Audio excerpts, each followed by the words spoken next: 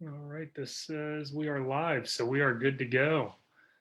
Thank you for tuning in this afternoon. This is our first Thirsty Thursday virtual spirits tasting. We're going to be joined by Brian Treacy of Sagamore Spirit.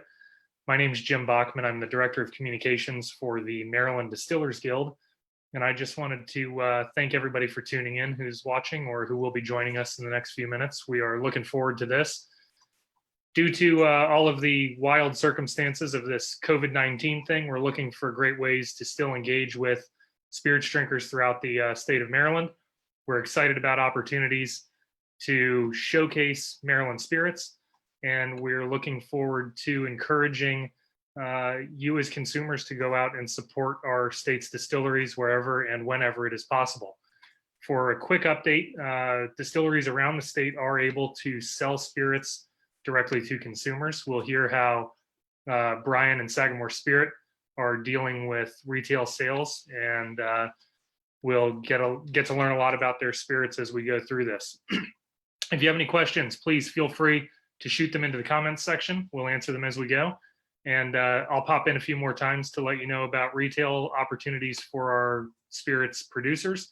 But I'm going to go ahead and let Brian showcase some great stuff from Sagamore. Thank you very much for the opportunity. I also appreciate the thinking outside the box and getting creative during these difficult times. This is a very unusual time, so thank you all for joining us.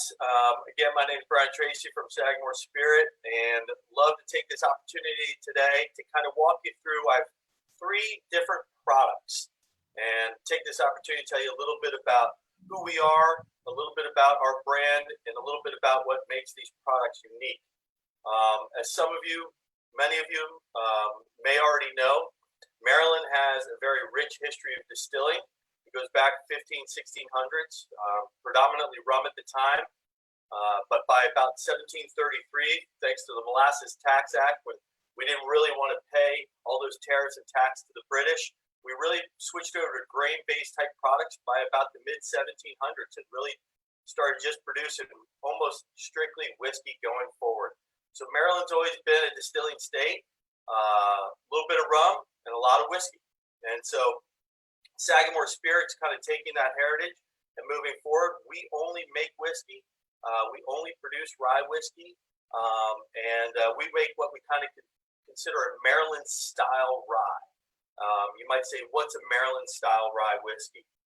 What we consider to be a Maryland-style rye whiskey is a whiskey that still has those like rye notes, those baking spices, kind of a little bit of that spice on the front, but really trying to avoid any really harsh burns, very approachable, kind of this smooth, almost fruity, sweet finish, which is a little bit unusual for rye whiskeys. To do that, we produce 2 different mash bills. So you might say, what's a mash bill? Mash bill is our recipe that we use to make our whiskey. Much like to be a bourbon, where you have to be at least 51% corn, to be a rye whiskey, we just have to be at least 51% rye grain. So we distill one that is almost 100% rye.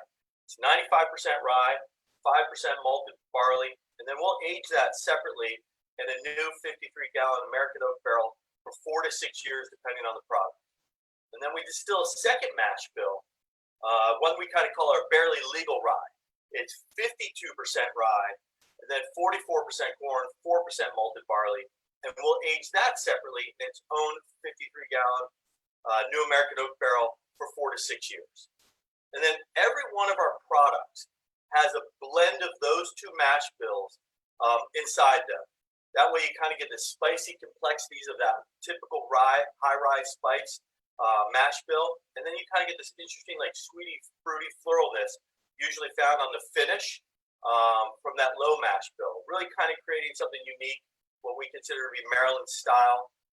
And then we proof everything. We use 100% of the limestone spring water from the springs up at Sagamore Farm, about 22 miles north of Baltimore. And so, kind of give you a rough idea of our mash bills, our products, what makes them a little bit unique, what we consider to be Maryland-style rye. A lot of folks don't know that, 1910, we had 44 distilleries in the state, licensed distilleries, all making whiskey. And if you go back before that, we had the Great Migration to the South. A lot of folks don't know, but Jacob Beam, Mary Beam, Basil Hayden, they all started distilling in Maryland before moving to what would eventually be considered Kentucky. So really cool history. There's a really great website out there called Whiskey Wiki.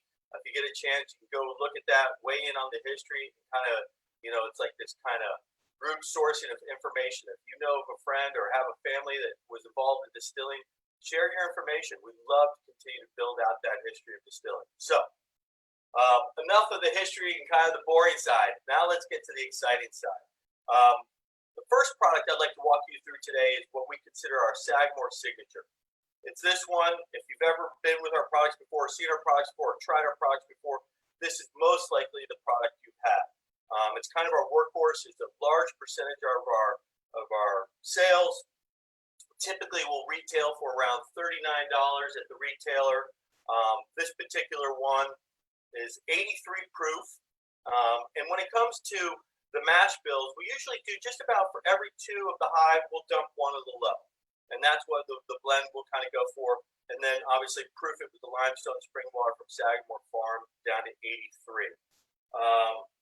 Hopefully some are at home and get a chance to follow right along with me. Maybe you have this, and if so, I'd love for you to join me. But when I kind of do an organoleptic evaluation and do the nosing and the aromatics of the whiskey, I really like to put my nose at the top of the glass. I like to leave my mouth open and then breathe gently through my mouth. And that's really to kind of avoid burning out your nose or anything like that. Really allows you to open up and catch a lot of the flavors. In this one, I get a lot of mint. I get a little bit of caramel, even just almost a hint of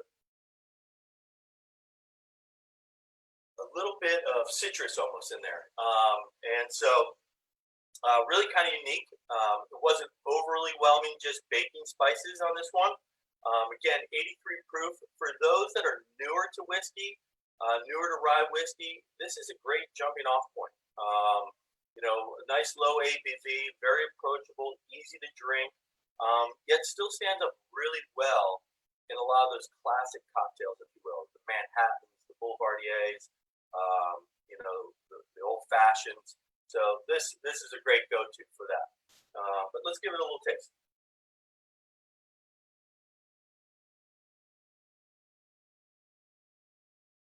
I always tell people never judge a whiskey on its first taste. You got to try it twice. Kind of let your mouth acclimate a little bit. It's nice, but I like to do a second.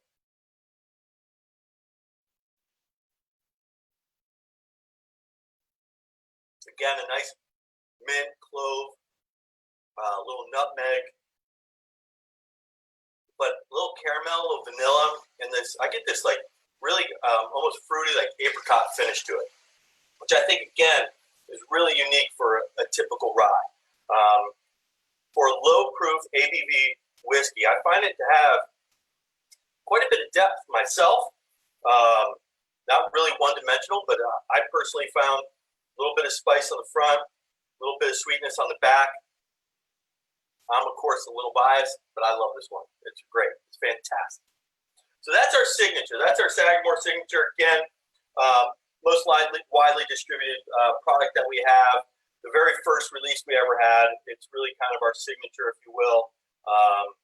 Easiest one to find. A lot of the bars, thank you. And, of course, thinking of you during this time around the Maryland area. Had this on their back bar. And, of course, retailers have been fabulous to us as well. Hey, Brian, can I jump in real quick and ask a question? Yeah. I'm curious if you might be able to just give some description about how one might go about pairing whiskey with food the same way that people might have had experience pairing wine and beer. Oh, that's a great question. There's a lot of ways to it. A lot of people want to jump straight to like barbecue. I think it kind of depends on what you have. Is it what kind of spice is it? Is it got a little bit of nutty, or does it blend well with nuts? A lot of this stuff will go well with different types of cheeses, the creamies, even some of the hard cheeses. I love the different types of nuts that you can eat, and like I love it, kind of that typical charcuterie type board. some honey is really great as well. If you're using it on your cheese, it's fabulous. And then, of course, it does go well. It's great with, ribs and whiskey. I always say, I think it goes really well with barbecue. I think the cocktails play a big role in that too. So I don't always just think of the whiskey drinking it neat, but the different types of cocktails that you can then pair up. Obviously, the bartenders do a fabulous job of that. And rye whiskey, I think one of the reasons you see the bartenders really working with it so much is it's so versatile, which kind of then plays into a wide spectrum of food that can you can pair well with it. Thank you very much. I think that that's helpful and gives people a little bit of an idea of new ways to experience whiskey when they're finally able to hang out with their friends again. Yes, and I actually have a good food pairing one with this next one, if that's all right. I want to jump over to our Sagamore Spirit Double Oak. And Double Oak is a really fun, interesting story that goes back to, we do a limited time offering underneath our Sagamore Reserve series. And that is exactly what it is. It's a limited time offering. We do it once, twice, maybe 3 times a year, depending, but it'll be usually a very small quantity of some type of unique whiskey that we finish in some type of unique barrel. And so really originally the Double Oak was supposed to be a one and done product, but it was so well received and we were so incredibly proud of it, we had to do it again and again. So kind of give you a little bit of history behind this. It's exactly what you hear. It's, you take the original 2 rye whiskeys, our original whiskeys after aging for about 4 years, and then we'll blend them at a little bit different ratio than we typically do the signature. We're going to use a little bit more of the low, get a little bit more of that sweetness in there. And then we'll put it back into what we call a wave stave barrel. So this is really kind of interesting. So we'll take another new American oak barrel. We'll cut grooves down the length of the staves, really increasing the amount of surface area now, which increases the amount of contact between the whiskey and the wood. And that's really significant because what we don't want to do there is we don't want to go do a heavy char and burn off all those waves that create that additional surface area. We like that surface area, so what we'll do is we'll just toast it, or a light char 1. And then we'll go ahead, take the blend, and we'll put them back in there. And this is a new American oak barrel for the second one. And the very first one we did was about 5 months in that second barrel. And that was batch 1. We really loved it. And then batch 2, we took up a level. We did about 6-7 months. And then batch 3, which came out not too long ago, was in there for just a little over 9 months in that second wave stave barrel. And then batch 4, which is just about to come out, and I just fortunate enough to know somebody who could get me a bottle. We finished 1 year and 4.5 months in that wave stave barrel. And so this color is absolutely spectacular. It's mind-boggling to me. You can just I know it's tough lighting here in my house, I apologize, but how incredibly dark this bottle is even compared to the others. But it's spectacular. You don't see many Double Oak ryes. You see some bourbons, but you don't see many Double Oak ryes out on the market at all. The wave stave barrel, that kind of innovation, second stage aging is really fun and unique again. And then this one we'll go ahead. So we're just just about 6 years old by the time this is a finished product. And then we'll bottle it, and then we'll proof it with the Sagamore spring water down to 96.6 proof. So it's quite a step up from the signature. Absolute beautiful, beautiful color. And I get a lot of sweetness. It's a definite spice on there as well. But I mean, a little bit of almost. I keep coming back to like the vanilla and the caramel, and I think that's that second age, that second hit of wood sugars from the wave stave barrel. And then, of course, the higher proof, you're definitely picking up more of the spices. So, long-winded way of saying, so proud. This one is now up to batch 4 for a product that was supposed to be one and done. If you've tried it before, be on the lookout for batch 4. It's really unique, very different. Take a sip of it now.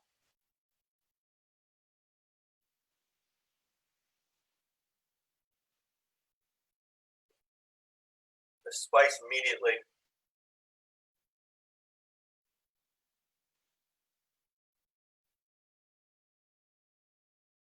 I'm Florida, how smooth that is for almost 100 proof. 96.6. Nice little oaky notes, but a ton of sweetness, some spice, baking spice, a lot of like almost clove, cinnamon on that. Fantastic. We're very, very proud of the Double Oak. It's a spectacular one. And going back to the food pairing one, this one I find to be really fun to pair with desserts. It's really unique. We did something with s'mores once.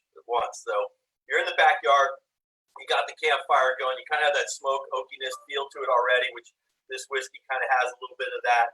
And then you kind of take that like burnt marshmallow sweetness and some chocolate and graham cracker, and like you take a sip of the whiskey, take a bite of the s'mores, go back to the whiskey, and it's a whole nother experience. And then back to the s'mores. It was so fun. It's a great one. It's a great little summer one. It's a great winter one, but really fun one. So that was one we paired with that. And then a bartender once made a midnight Manhattan with this, and I thought that was spectacular. So fun product. We're very proud of. That's our Sagamore signature, Sagamore Double Oak. So you mentioned something in that description that I think a lot of people who sample spirits or sample whiskeys in particular describe when they find a whiskey that they think is appealing to them or palatable, more palatable maybe than what they expected, and that's smooth. How does that really translate to the experience that the consumer is having, and what are the things that lend to smoothness in a whiskey? We really think it's a combination of a few things. I'll say number one, I think it's the spring water that we use for proofing. I mean, we absolutely believe using some of the highest grade limestone spring water that you can get your hands on is an absolute key ingredient. It's rich in calcium, it's iron free, it really creates and interacts with that whiskey very differently. Time in a barrel helps, there's no doubt about that. And then we also think, again, that's one of the reasons a lot of people always just say, why do you make two mash bills? Why don't you just make one? And it is because maturation is a really complex, interesting, almost unexplainable experience that the whiskey goes through during oxidization, in and out of the wood, its interaction with tannins and ester oils and the wood sugars and things like that. And by us taking a whiskey that's got that typical rye spice, but then bringing in this balance of this low one that can have some hints of sweetness and fruit, really, we think balances that out and creates that. And that's our opinion, but that's what we're learning and kind of working with it day in and day out at Sagamore. So it's a few things. It's not really any one thing. It's again, we think it's the ingredients from grain to the limestone spring water. It's time, and then it's that uniqueness of the two mash bills. And we have a question coming in from Ryan Grimm right now. He says he's enjoying some Larceny barrel proof whiskey while he's watching this. He's also asking, is there anything in the future that you see where Sagamore Spirit may branch into something a little more traditional bourbon-wise? You never say never. We're whiskey focused, that's for sure. We're very Maryland rye style, but I would say never. It's always a consideration, that's for sure. Awesome. Well, we've got a couple of other of our friends from the industry here. We've got folks representing Lion Rum here. We've got folks from McClintock Distilling, American Shochu Company. So we've got some other Maryland Distillers Guild members on. They're all here wishing you good luck. Thanks, guys. I was like, oh no, they're not going to ask questions. They'll go for the jugular. No, it's great. I already told them the test is open book. They can ask anything they like. Now, look forward to watching you guys do the same thing. Cool. Well, nothing else right now, but I'll let you know if something pops up. Cool. Well, I've kind of hinted towards it. We've talked a little bit about our Sagamore Reserve series. We've done some in the past. Our very first initial one was our rye whiskey finished in some muscatel barrels. Really fun, unique. A lot of fig and honey in that one. If you're fortunate enough to find one of those, good for you. We also have done one that was finished in some port wine barrels, where we were fortunate enough to work with the local Maryland winery. And we were also fortunate enough to win World's Best Rye Whiskey at San Francisco Spirit Competition with that. So if you have a bottle or can still find a bottle, it's getting harder and harder, but if you can, that's one to definitely check out. Our last one we released was a cognac finish. So we sourced some barrels that had cognac in them for 30 plus years and then finished our rye whiskey in there for 9 months. I thought that one was out of this world, absolutely spectacular. Might be a few bottles left out there, but 98-point rating on that one. That was really great. And then we just happen to have this little guy come out this week, which has an interesting backstory, if you will. This is our straight rye whiskey finished in Calvados barrels. And so this product was supposed to be out over a year ago, and I would very much like to tip my hat to our production team who doesn't care about sales or anything else. They just care about quality.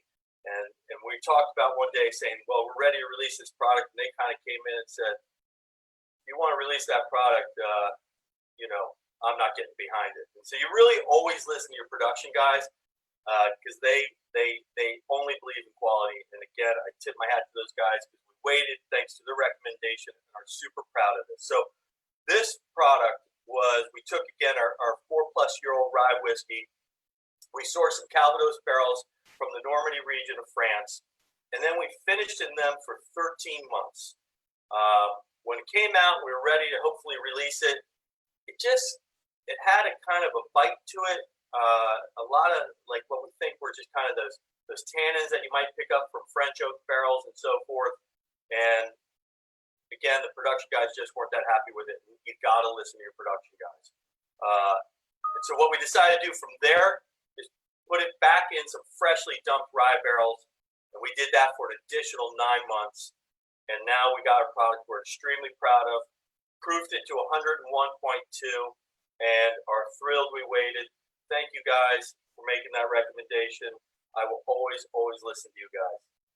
So again, for those who aren't very familiar with Calvados, basically from a region in France, and this might even be an offensive way of saying it, but kind of very similar to almost like an apple brandy, if you will. So this one is fabulous. I have recently got my first bottle last week and have been enjoying it almost every night this week. And the little glass and on the nose, there's just a really nice apple, a nice little cinnamon, even just a hint of sweetness in there, maybe almost honey. But let's give it a whirl.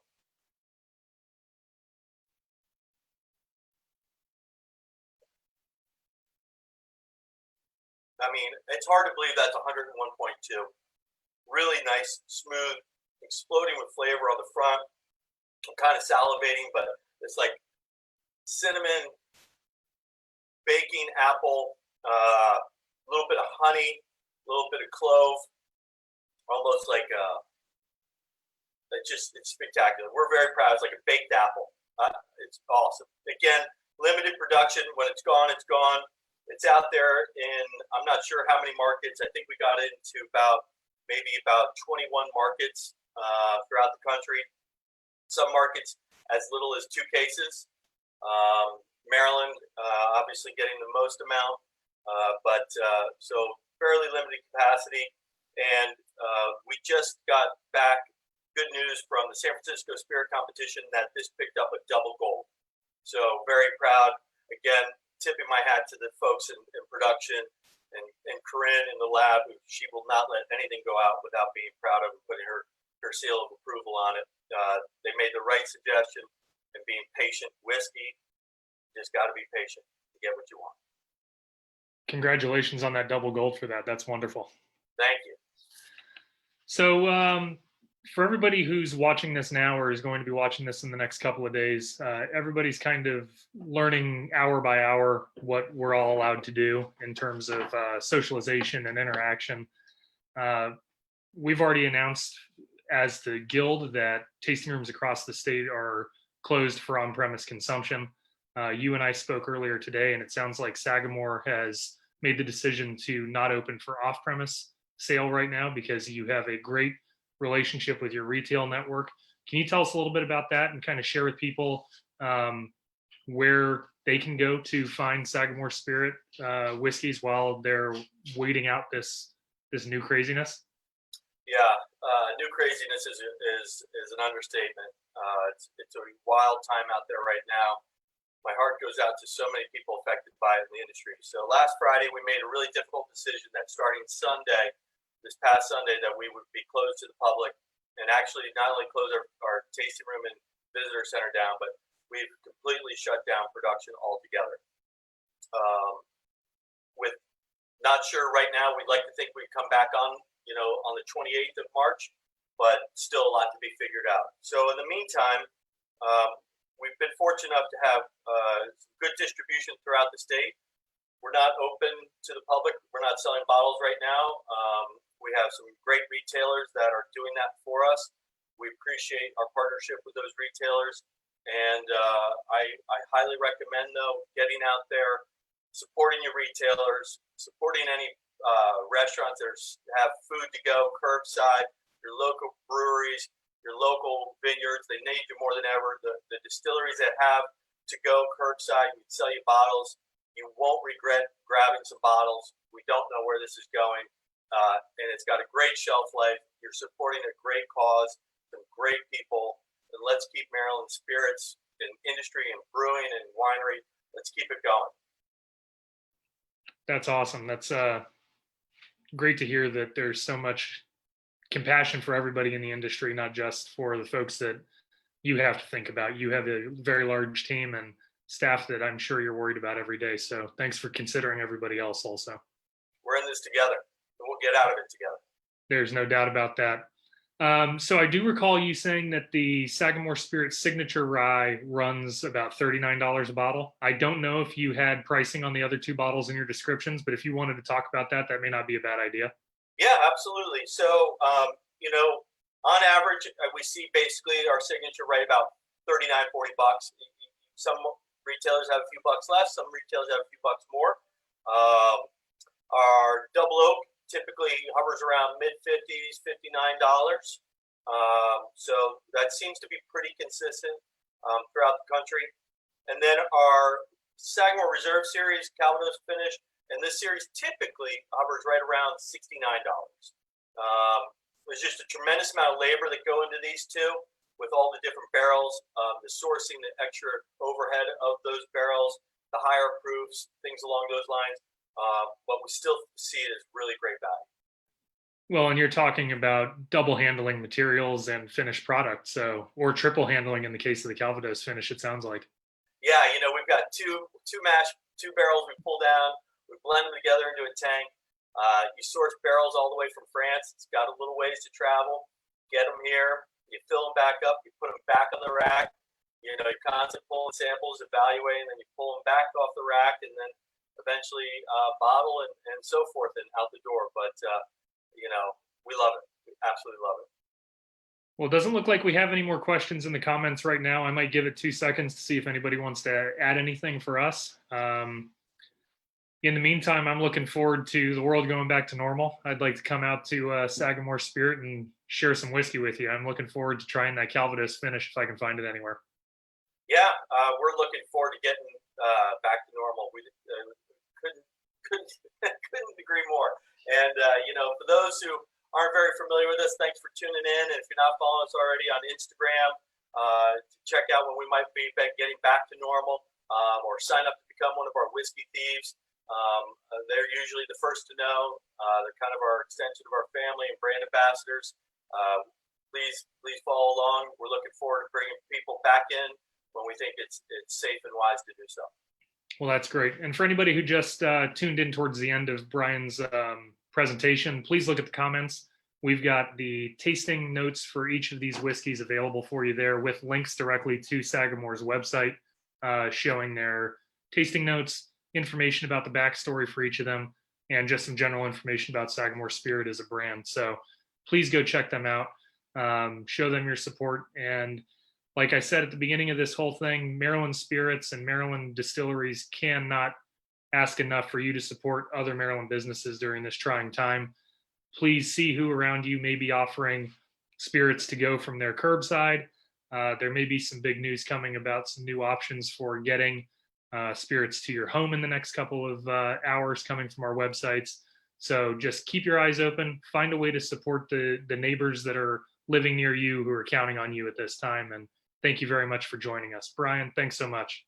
Thank you for everything you guys do, and thank you for everybody who supports our industry. We'll talk to you next time. Bye-bye. Sounds good.